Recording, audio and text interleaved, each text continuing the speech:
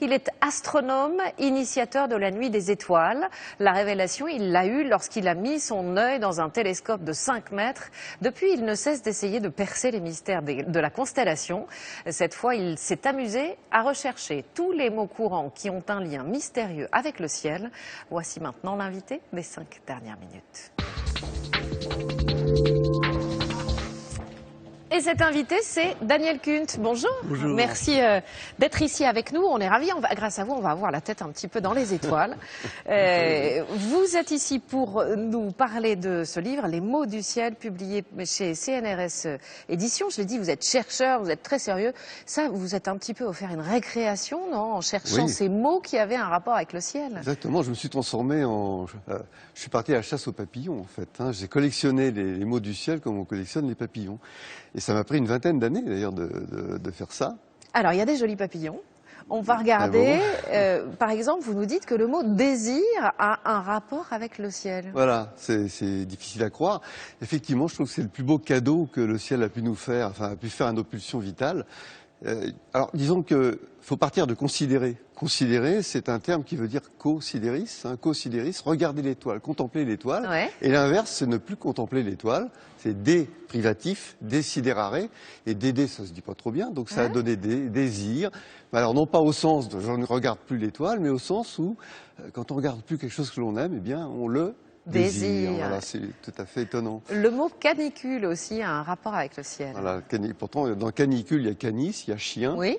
C'est l'étoile du chien, qui est Sirius, la plus belle étoile du ciel. Simplement, quand on la voyait se lever le matin, eh bien, on savait, les Égyptiens savaient que ça annonçait les grandes chaleurs. Et donc, les Grecs ont repris cette idée parce que le Sirius, c'est la constellation du chien. Pour donner le mot canicule, qu'on retrouve d'ailleurs un peu partout. On trouve Dog Days en anglais. Oui. Dog Days, ça veut dire les jours de canicule. Les jours de canicule, on trouve aussi caniculi. Les jours de Sirius. Caniculi, par exemple, sont les vacances en russe. Parce que quand on part en vacances, en général, il fait beau. Ben oui, et Sirius est là. Jovial, d'où ça vient, jovial? Alors, jovial, ce sont tous les mots qui viennent de la manière dont on a baptisé les planètes. Jupiter, c'est Jovis. Jupiter, c'est le dieu des dieux, celui qui est le plus brillant dans le ciel. C'est vrai qu'on la voit en ce moment, Jupiter. Et jovial, c'est joyeux, parce que Jupiter est un dieu qui a de l'allant. Occident. Alors, Occident, c'est nos repérages. Les étoiles nous aident à nous repérer. Et alors, dans Occident, il y a Ob, tomber, et c'est le lieu où les étoiles tombent, se couchent. Et ben voilà. Et Orient, l'inverse. Magnifique. Le mot cosmétique, bon, ça, on entend cosmos quand même. Hein. Cosmétique, on entend cosmos. Et cosmos, pour les Grecs, c'était l'ordre et la beauté. Le cosmos, c'est tout ce qu'il y a de plus beau, de plus de resplendissant. Et cosmos, ce sont des belles fleurs, évidemment. Et cosmétique, c'est ce qu'on a récupéré dans nos trousses de toilette. C'est ce qui nous permet de nous faire beau. Normal. Le mot croissant aussi, avec une belle histoire en Turquie notamment. Tous les mots qui viennent de la Lune, bien sûr, lunatique, etc., mal luné, etc. Et dans le croissant, il s'agit du croissant de Lune.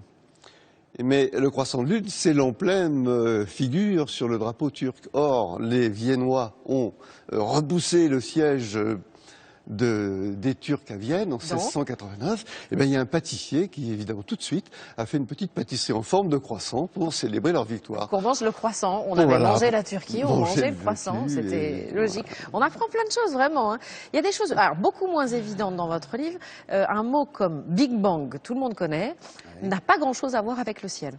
Non, pas du tout. Ça a quand même quelque chose à voir avec l'univers en tant que tel. C'est l'origine de tout, l'origine de l'univers dans lequel nous sommes, et qui est pensé comme une gigantesque explosion. Enfin, c'est pas vraiment une explosion, mais c'est ça. Mais comment est née cette expression? Alors, ça, c'est étonnant. Elle est née par dérision. C'est un astronome qui n'y croyait pas et qui dit mais qu'est-ce que vous faites? C'est le Fiat Lux, c'est le Big Bang. Vous êtes le gros boom, vous êtes le Big Man, l'inventeur du Big Bang.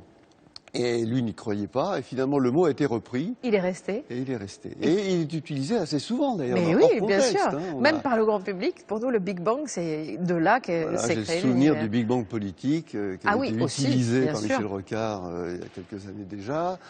Voilà. Plus surprenant encore, alors pour le coup, là, moi, j'aurais pas donné un copec en disant que ce mot venait des cieux, le mot malotru. Voilà, alors voilà, ça c'est l'exemple type du mot très déguisé, qui ne se laisse pas comprendre tout de suite. Eh bien, malotru, c'est malum astrum.